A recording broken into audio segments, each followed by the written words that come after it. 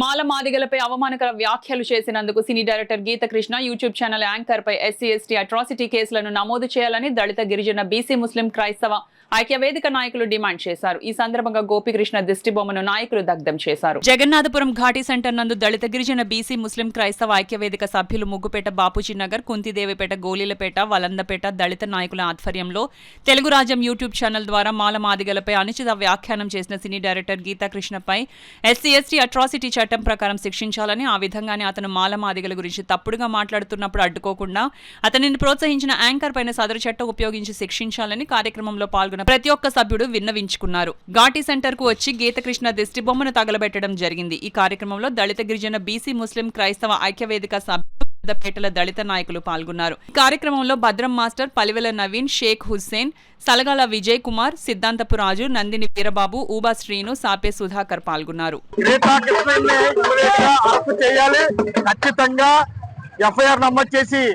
అతని మీద SST case నమోదు చేయాలని చెప్పి ఈ సందర్భంగా మేము డిమాండ్ చేస్తా ఉన్నాం.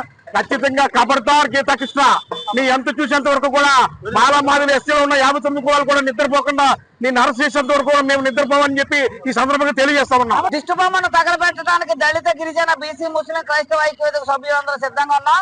అతనిపై ఎస్సీ ఎస్టీ అట్రాసిటీ కేసు నమోదు చేయాలనే ఆలోచనతో మేము పోలీస్ స్టేషన్ కి కాలినడకన వెళుతున్నాం.